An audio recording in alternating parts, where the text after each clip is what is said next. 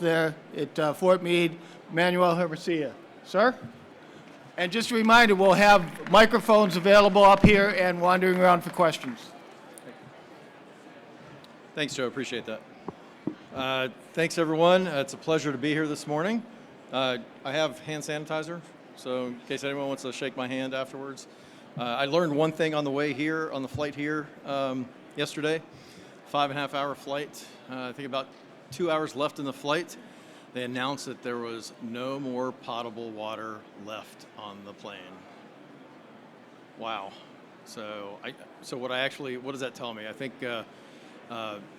we've gotten hygiene religion at this point in time. So, but anyway, I think, yeah, it's good to wash your hands. So that's my public service announcement.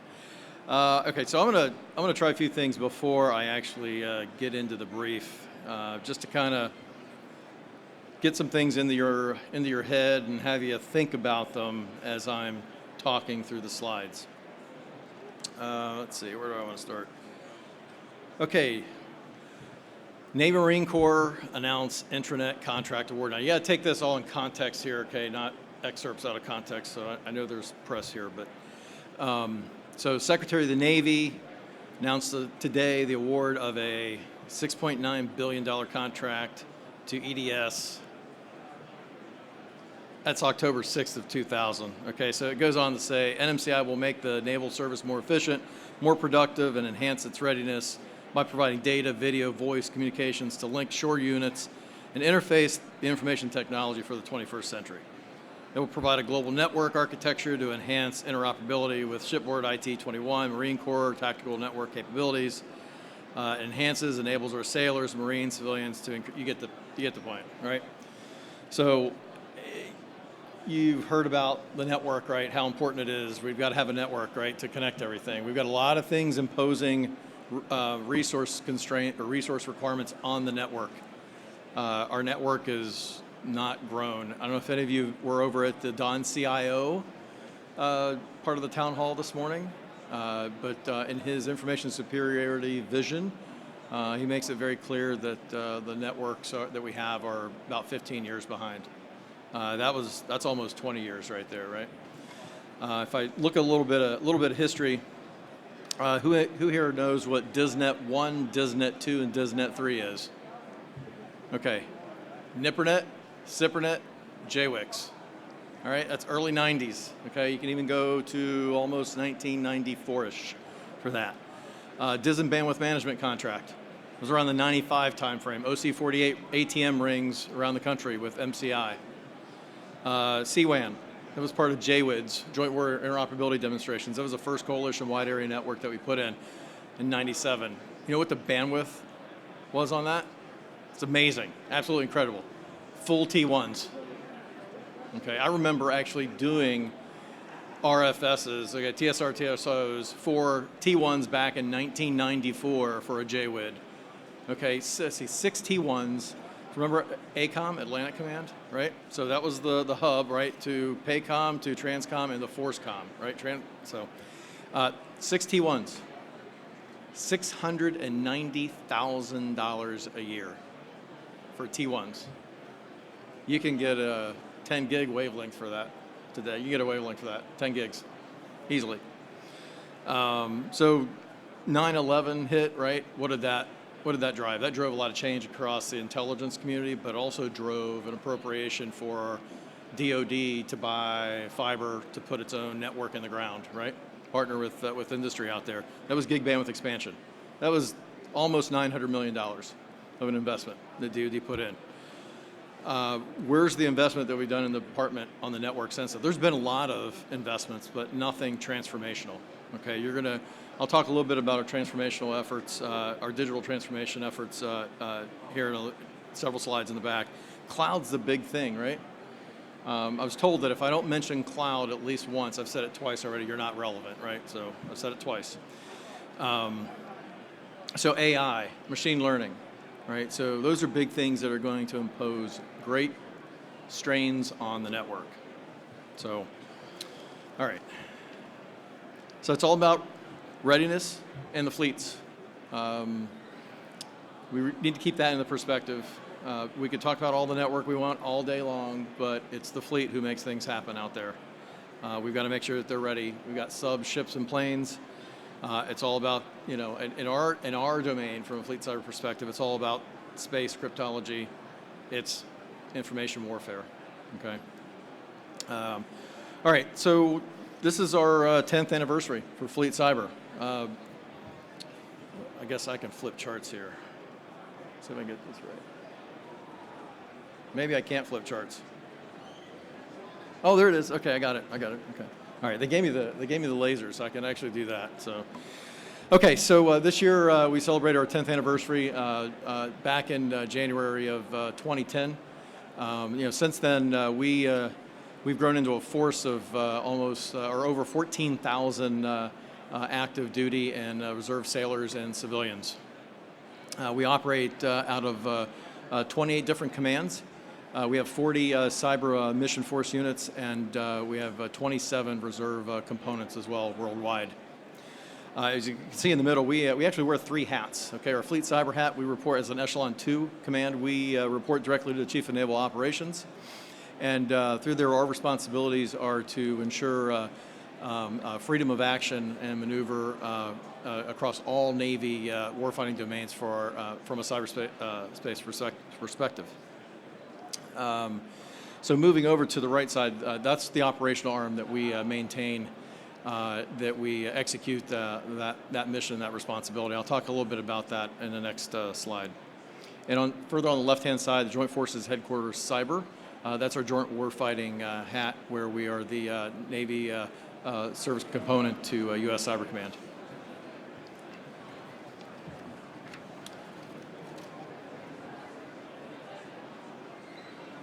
Okay, so hitting on the far left, I mentioned that's where we report to the Chief of Naval Operations.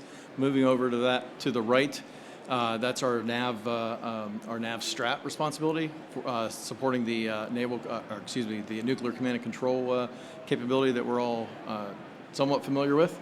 And moving over, we are also nav space. We have a space component as well. And there in the middle, we do report to General Nakasone U.S. Cyber Command from a fleet cyber perspective. And then we have our SIGINT mission as the Navy cryptologic component supporting National Security Agency. And further over to the right is our joint warfighting capabilities, where we are the representative for U.S. Cyber Command for Indo-PACOM, Southern Command, and also U.S. Forces Korea. I talked about our operational arm with the 10th Fleet side of the house. We operate in a task force structure, like most other warfare commands. On the right-hand side, take the 1040 through 1070. Those are typically aligned with the Navy fleets. For example, 1070, Nyack, Hawaii, they would be paired up with 7th Fleet, and so forth. 1090 on the right-hand side, neck wedge, that's where our research and development arm is. They do a lot of really exciting and neat things for us. Moving over to the left-hand side of the chart, a big portion of our responsibilities is the operate and the defend piece of cyberspace operations, right? Our 1010 NetWarcom and also 1020 NCDOC, that's where we perform DODNEN operations and defensive cyber operations. So they have a huge lift. That goes to say for all of our task forces and commands out there. As you can see, we have a huge, very wide breadth of responsibilities, and in many cases, very deep responsibilities in these warfighting areas.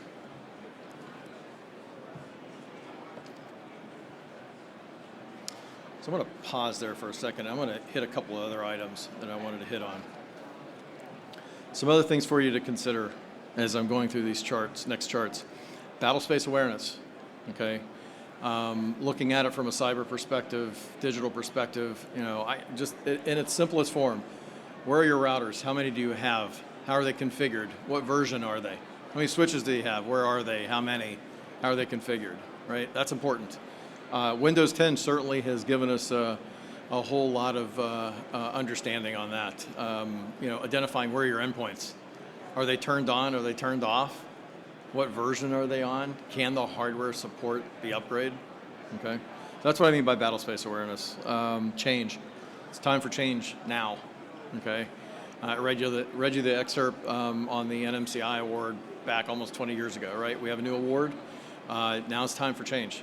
There's a lot of things that are lined up that will help enable the change to occur. A lot of leadership is certainly looking at how the digital capabilities are important, just as important, or need to be paired up from a warfighting perspective. All right, some points, kind of going back here, but I think they're important. Some points that were made this morning. So the network. My comment on that is we're fighting hurt right now. Data's not fused. It needs to be fused. We need to give the data to our sailors. It needs to be fused. We can't be giving them, disparate data sets to be able to piece them together in real time. We need to increase the capabilities in order for them to do their jobs as well. And lastly, and I think this is one of the really most important items, is we're losing data to our adversaries. Okay, and I'll talk a little bit more about that later. But we've got to do a better job of keeping our data safe.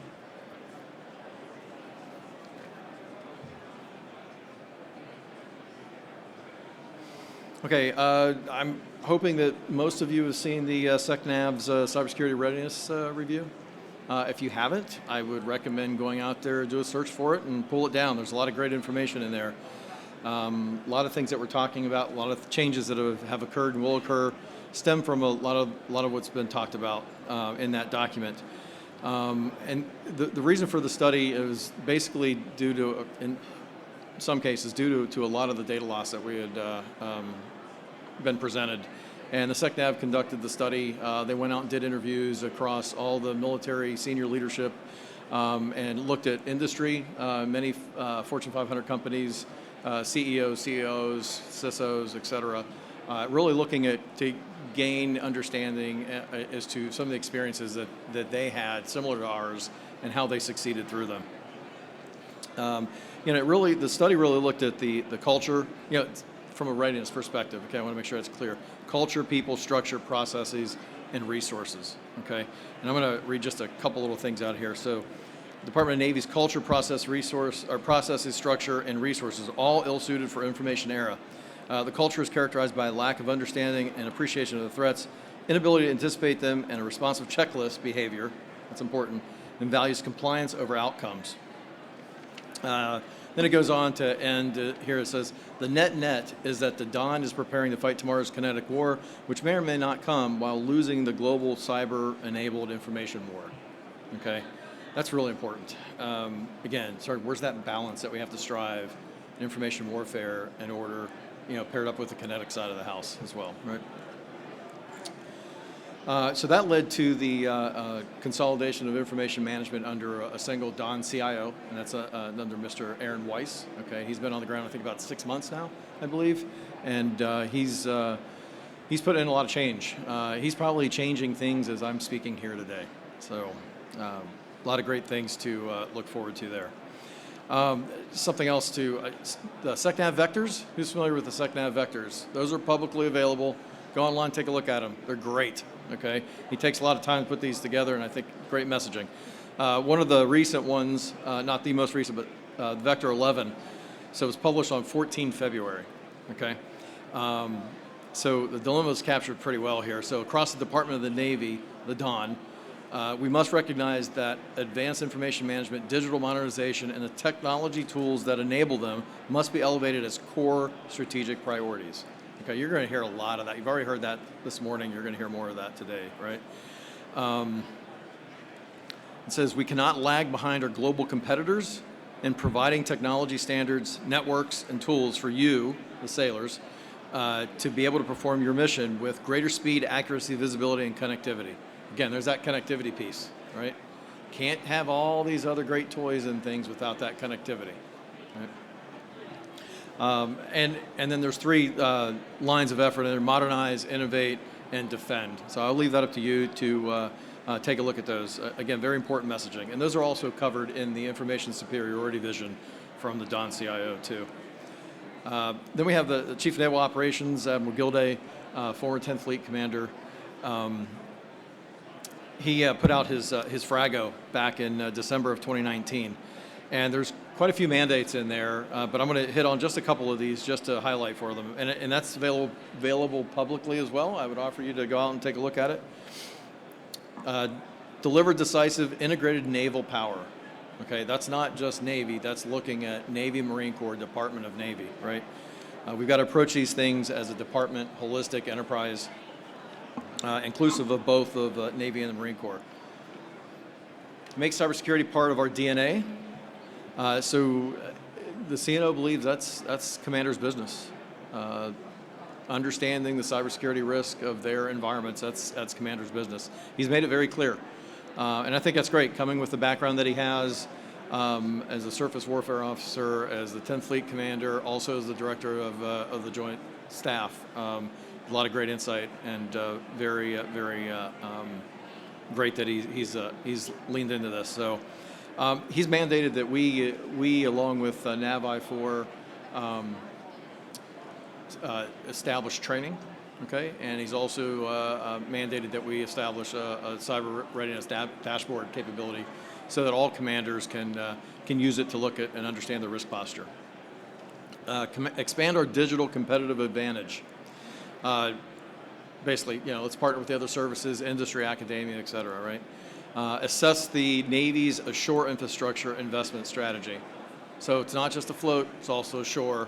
We've got to have that balance between those two. It's very important. Then there's one of the points in here, it says, today's networks need to be resilient, agile, extensible, and maneuverable ashore and afloat to accomplish the mission. Again, it's the same theme, just going to keep repeating it, because you guys out in industry are going to be very helpful in making sure we realize this vision. Improve fiscal stewardship. So budgets are tight. So we have to make right decisions, we have to make smart decisions. Sometimes there are decisions that are not going to be very popular, but they have to be made. How many of you saw the Forbes magazine article called the Valentine's Day Massacre? Okay, it was the $40 billion cut that the SecNav has laid in. I got to tell you, I have never seen an organization leaning so forward on cutting $40 billion. I mean, it is absolutely... It's scary and impressive at the same time. All right, that tells me that people get it and people are wanting to move forward. It's tough. That's all I can say on that. But all right. All right, little divergent here on the slide. So there's some old things on this chart. Buckshot Yankee back in 2009. We got ORT in 2012. So we've got some experience with issues that have occurred, right? We've had our operational review in 2016. WannaCry, right? Who all remembers WannaCry? It was just a couple of years ago, right? That goes back to Battlespace Awareness. All of these, going back to 2009, there's a quote out there from General Chilton, and I'm just going to paraphrase it. Basically, he says, I asked to know and understand the number of computers that we had. And 30 days later, I still couldn't get an answer. Well, guess what? He probably still couldn't get an answer today, okay? That's how hard this is, all right?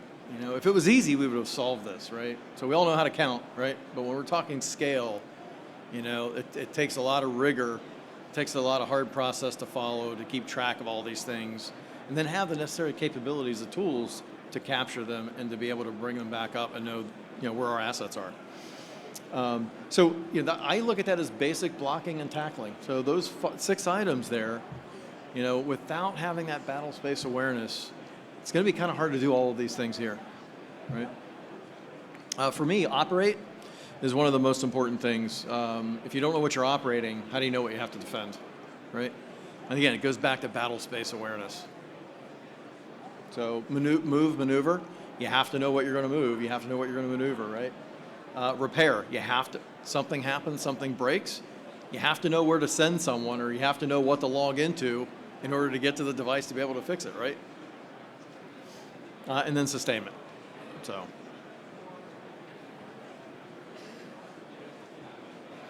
All right, so we've got three great capabilities, platforms down there at the bottom. So we put a lot of money into platforms and weapon systems in the Navy, and across the Department of Defense as well. But I'll offer to you, the cyber capabilities, the digital capabilities needed to make these things work.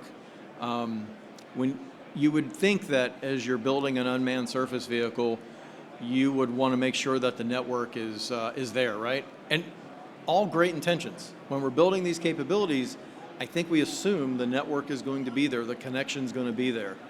And the thing, I call that assuming away, okay?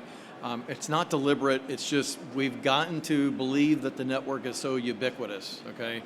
It's not. It needs to be that way because I want to be able to put any of these warfighting platforms on there, on the net, and be able to use them against the enemy, okay, and to protect ourselves.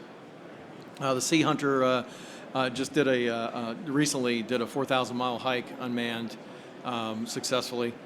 The USS Baton and the Abraham Lincoln, friend John Pope, the acting PEO C4I, they're putting a lot of great information warfare platform capabilities on that ship today with stemming from AI, machine learning, and also digital twin technology. I definitely applaud. It's giving sailors, at their hands the things that they need to get to the data and do the analytics that are necessary on the ship. Okay, but the digital twin technology, I'm definitely going to foot stomp and applaud that. That's going to give us great opportunity to ability and flexibility to be able to patch, scan, test, and also do failovers and upgrade applications and systems while the ships are underway instead of waiting till folks show up, until the ship shows up to the port or it has to go into a maintenance phase.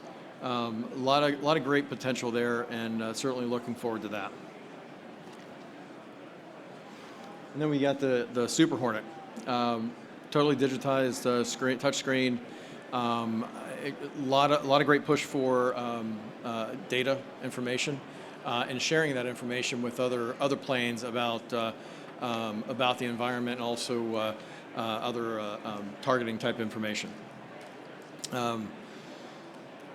So I've been in the Navy for about a little over 2 years now, and when I first came on board, I made some observations, and it was kind of tough, because when you make observations like this, you're the new guy, and sometimes you may not be as clear, and you might offend some folks. And I have to say, look, I've never seen a group of individuals that care so much about what they do. I think sometimes we care so much about what we do and we forget about the other things that affect us. Like I like to look at things as a system, right? What do I touch and what touches me?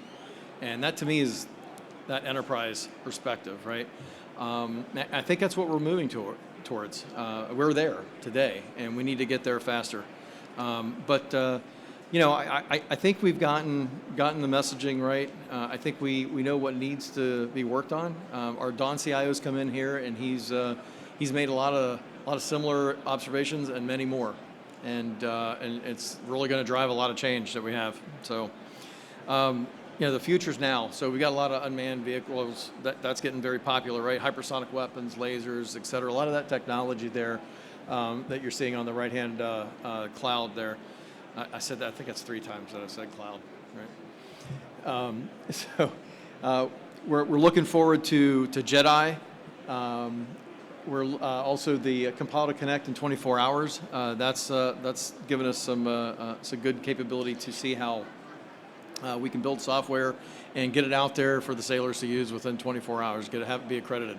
That takes a lot of work. A lot of the foundational infrastructure has to have the accreditation in place so you can inherit all those controls, right? And it's also looking how we build software, not from a monolithic perspective, but in small web services, microservices type capabilities.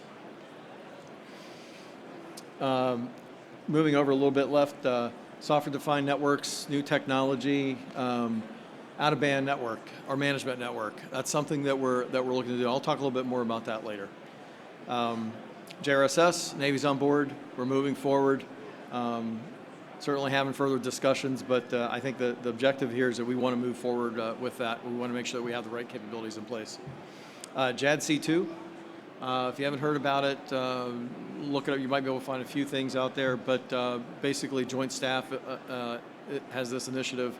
And they're really looking at the services to have the capabilities ready to be able to fight in a joint fight. If we're not ready, then they're not going to want our capabilities. So we've got to look at how we fit in within that and support and move it forward. In the upper left-hand corner, the Navy Digital Platform Transformation, it's headed up by our Don CIO, Mr. Weiss. And we've got a lot of we got about 5 or 6 groups set up within that effort, from all the Syscoms, NAVOR, NAVI4, from all over the Navy to stand up these efforts. And that's looking at the digital transformation from a network perspective, services all the way down to the user access. I'll talk about Inox here in a little bit, and NGenR, certainly looking for that to further along and get us moving further into this century here, and building out what we have where we need to be.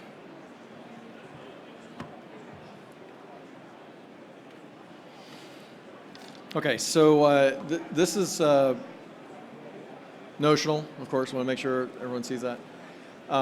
So looking at how we build the network to support all classifications, all type of business requirements, whether it's command and control or business systems or intelligence or other type of controlled access. We want a common core network, okay, that we can use from a Navy and Marine Corps perspective.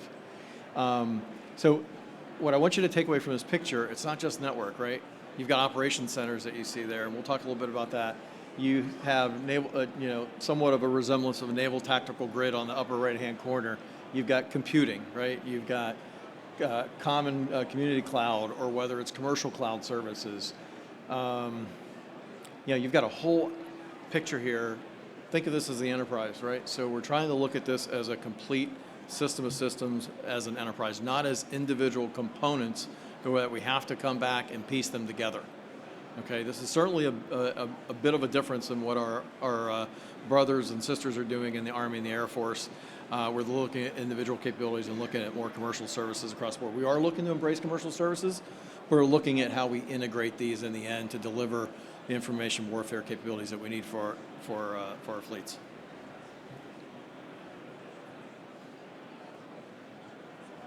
Oh, and one other thing that's near and dear to my heart, the operations piece. We're considering the operations piece up front and the cybersecurity piece up front, not bolted on after the fact. That's something that we've done over the many years, and I have to applaud my service that we are leaning forward to how we do things better. Okay, so you've got a cockpit there. You got some pilots. What do they see out there? They see a little chaos. See an air traffic control tower out there as well. What I just showed you, if we don't have the proper command and control capabilities in place, you're going to have chaos, right? So the objective is, as I was mentioning, the operations centers, the command and control capabilities to make sure that all of that infrastructure, the network, the systems, the compute, the storage, all of that is working. It's available. And it's being utilized effectively, and we don't have the adversary in that infrastructure mucking around with the data, et cetera, right? So we've got to have the proper command and control capabilities to operate and defend that. All right, so this is where Inox comes into play. This is, I would say it's more than a vision. I think we've got a framework that's been developed. We are building out the architecture and the design for the Naval Digital Platform Transformation effort. So this is a system of systems. It's basically the ability to operate and defend all of the different technologies and capabilities that we would have out there from a information warfare perspective. And the management network environment. That gets us into the separation of the user data plane and also the command and control or the telemetry between the operator and the network, the infrastructure, the transport, the SATCOM, communications, et cetera. So when an adversary comes in, right? They're looking at phishing, right? They're looking at bad websites. They're looking at removable media. Well, once you sit there and you gain access through a user, you don't want to be able to you want to be able to laterally move somewhere else, right? Well, we want to avoid that. We want to keep them out of that. So the objective here is to keep the management plane separate from the user data plane.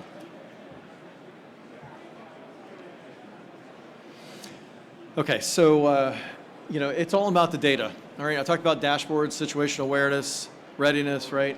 So this is our just a mock-up of what we want to be able to achieve, accomplish there, right? Any commander. So think of this as any NOCSOC or any Maritime Operations Center wanting to have visibility of what the enterprise looks like, right? We want to be able to do that. And that's driven based on that lower left-hand side, all of the system of systems and the type of data being collected and being provided into a number of different types of dashboards, right? It's not a single dashboard, because a dashboard to me is going to mean something different to someone else, and someone else is going to want their own variation of a dashboard. But it's all about the data. So if you've got the data, I shouldn't have done that.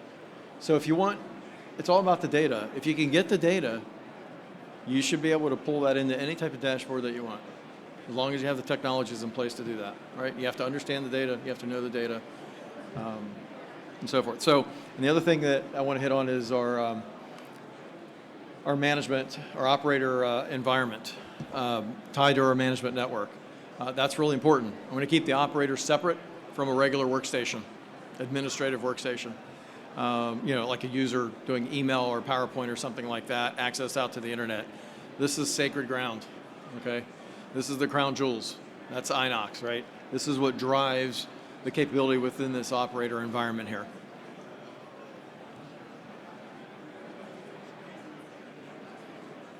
Again, just more of a little technical diagram, but again, reducing the attack surface, giving us the freedom of maneuver throughout the entire enterprise, whether we're under attack or not, whether it's in a contested environment or not, you still need to be able to control the assets that you have available to you. And that's what this is all about. It's building a sense of resiliency into the operations and security of the enterprise.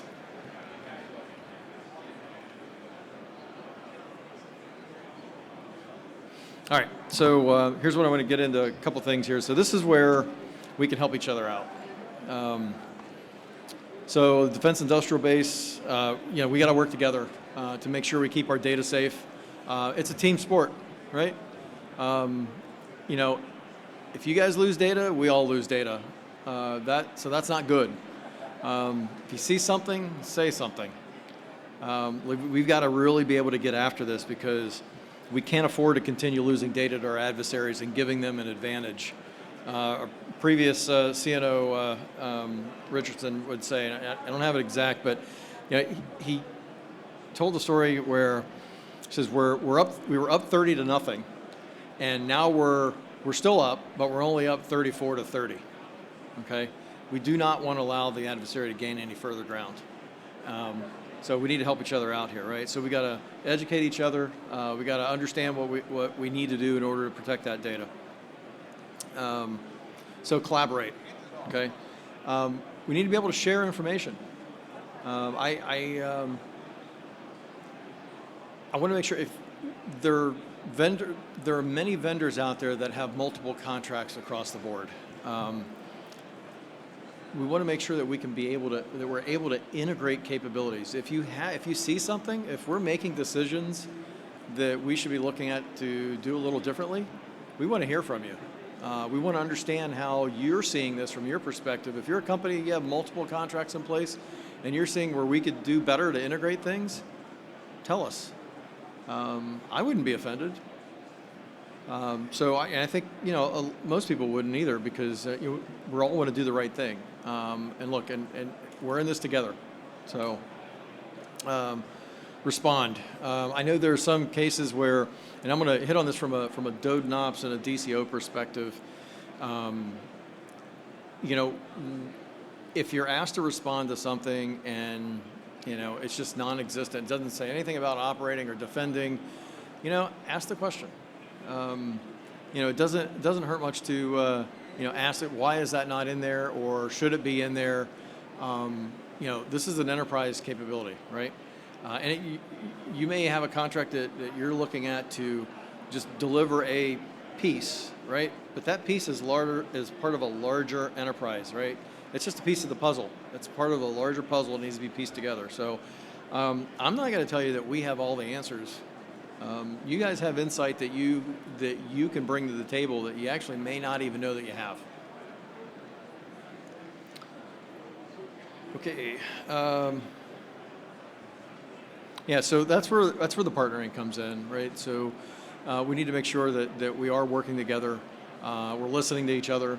I truly believe, you guys are part of the team. I know that's not always the case, or hasn't been always the case, but I really don't know how we move forward and advance our capabilities without having you guys be our partners.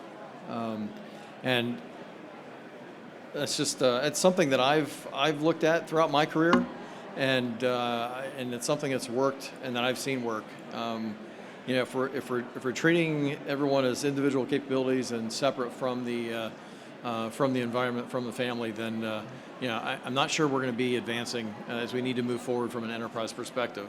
And the enterprise seems to be picking up and gaining a lot of ground as you start seeing some of these contracts from a DoD perspective, and also looking at the JADC2 capabilities that the Joint Staff is pushing out there from a warfighting perspective.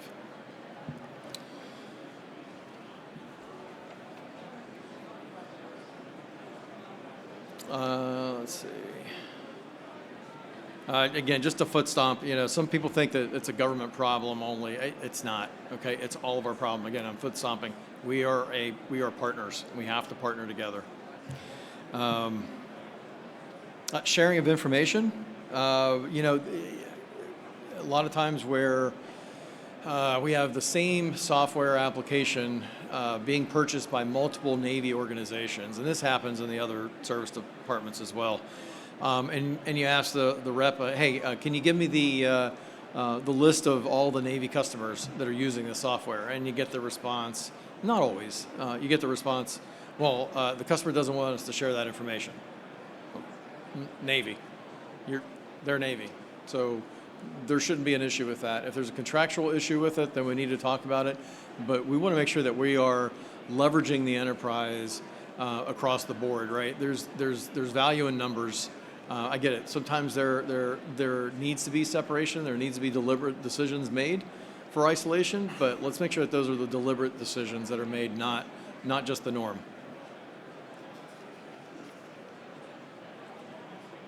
So some of these concepts, they can apply across other warfighting areas or other capabilities. So it's not just from a digital or cyber perspective that we need to look at this. So again, we don't want to be 15 years behind 10 years from now, right? We want to get ahead. So we've got the right leadership in place, the right high leadership, top level leadership in place. We've got some of the right contracts being let as well. Let's take advantage of these capabilities and the energy and momentum that we currently have and move this enterprise forward. So with that, that's all I have. Thank you.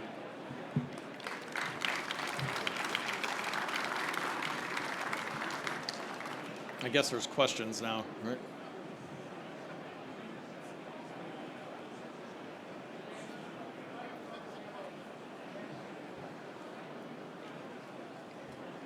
All right, only easy questions. So, is this thing on? I always wanted to say that. Two quick things. Bill Smith, Sellers and Associates from Chesapeake, Virginia. Appreciate you talking about partners in industry and all of us being part of a team. Just a side comment, and this is not why I came up here, but I will say one thing that does challenge that are things like $10 billion single awards. But I understand the reason behind those things. But you talked about the evolution of the Navy network, copper to fiber to migration to what was that word you said? The cloud. Where does 5G fit into your strategy moving forward over the next 5 or 10 years? So John, are you going to talk about 5G in your talk? You're not? So there's a lot being talked about 5G right now. There's certainly a lot of interest. I think there's a lot of applicability for it. There might be, this is my opinion. I think there is applicability for use of 5G at the piers, for ease of flexibility to get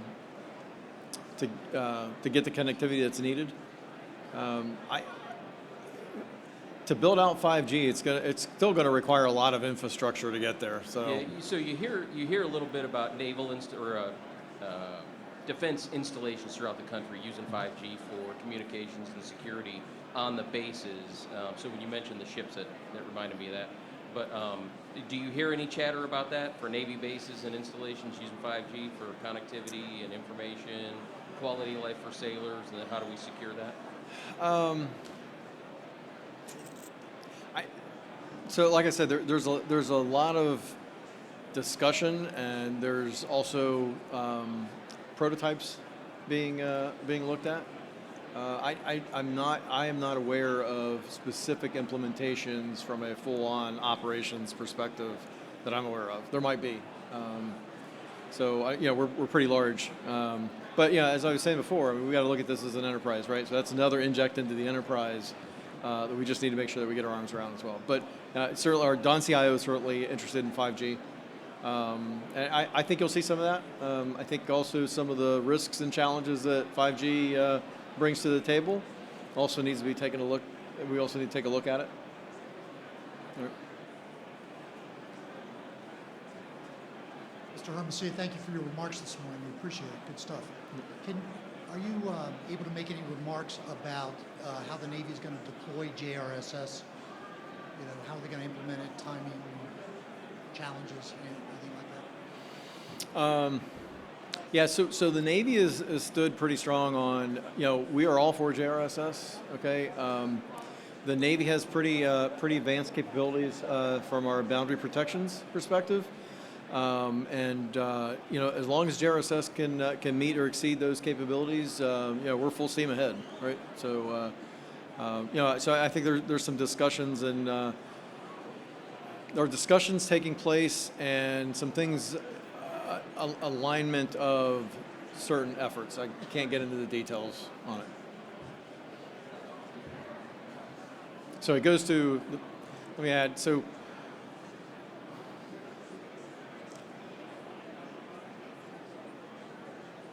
you've got to look at the sequencing of events and capabilities as they change, right? So I like to sometimes look at it as like a game of pool where you need to know where you're going to leave yourself for the second and third shot, okay? So if you make a move, you take a shot, and it doesn't position you, it can actually cost you more down the road, right? So we're being very methodical in how we approach the move forward on that. So, but we are all in. Yep.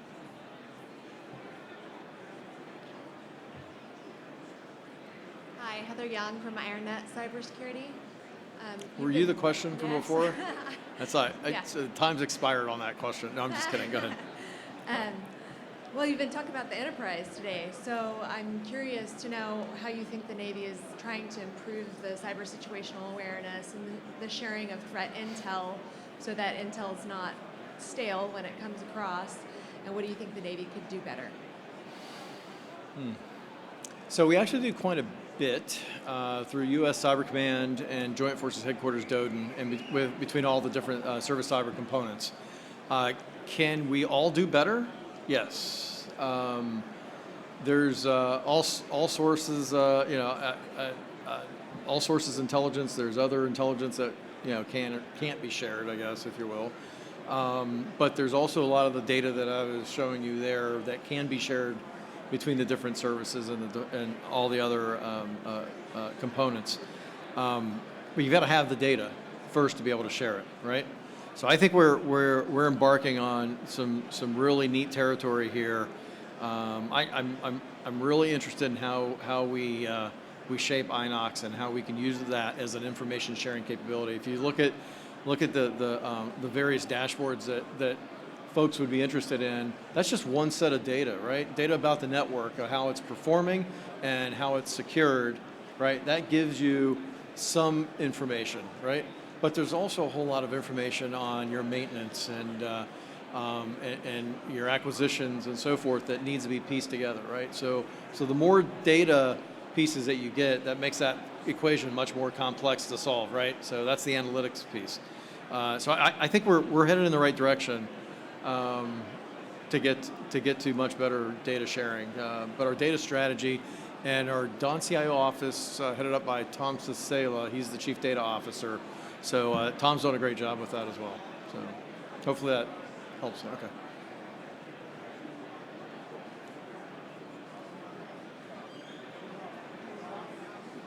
Good morning. Devin Davies from Booz Allen Hamilton. As we continue to partner more with our coalition partners and we see more data sharing, that information coming back and forth and wanting to make sure that we are protecting that information, and we see our cybersecurity boundary kind of ending, traditionally we see it ending with us. How are we continuing to work with other partner nations to ensure that the information we're sharing with them meets our expectations as well as their own boundaries? Yeah, so I don't work so much in that area, but I'll just give you my thoughts. Anytime you add another partner nation, it's almost like another classification that you're adding to the mix, right? And I'll just use this. So, if you look at our classification marking tools on our networks, anytime, that's another caveat that you're adding in there, right? So if you start adding a whole bunch of different partner nations together, that's one classification. You take 3 of them off, that's another classification. So I think that in itself makes it very difficult, but I don't know how else you get around it. So somehow we're going to have to figure out how technology helps us maneuver through that and automates that much better for us. But making the data smart and understanding the data, what can and can't be shared. I still think we have a lot of learning and growing to do there. But I don't know if that answers your question exactly, but that's a tough one. I don't know. I have to think about that a little more. Thank you. All right, thanks.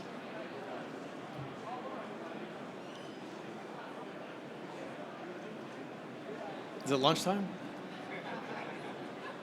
Oh.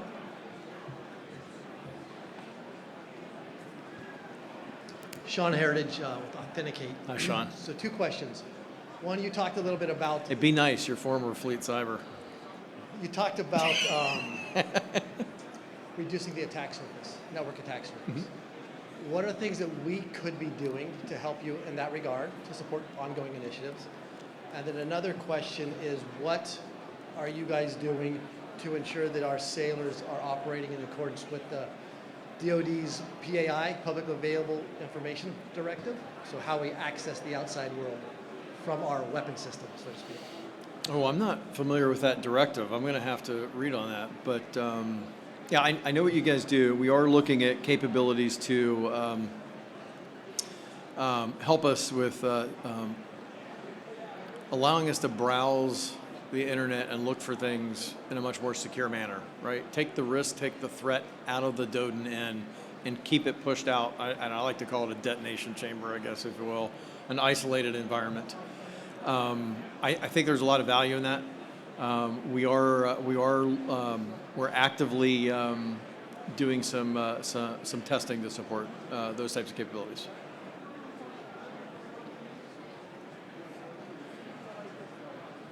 Nope. How you doing? Clay Davis with ASRC Federal. So you mentioned JADC2 and that everything you're doing has got to be ready to integrate into that joint network. But is there, I know Air Force has already stood up an office and they're attacking that with a specific program. Is there any belly button on the Navy side that is, instead of just sort of being more passive, are they actually taking an active role in collaborating directly with the other services on that? I don't have a good answer for that. I would. Can we through? I think I can't hear. Yeah, I'd bring that through the OpNav staff with that type of question. But I would say through N2N6G would be my best guess. But I'm not sure through Admiral Crichton's office. Okay. Yeah, I don't know specifically which office would be, but that'd be my guess. I agree, Joe. Yeah. Yeah, sometimes it's really new, so I don't know. Yeah, It's no, a new it is. initiative, So I don't know if they've gotten their arms around that yet. No, so this is, this has got top support from the CNO. You say, hey, we need to support this. So, Right. Yep. Thanks. Appreciate you're it. welcome.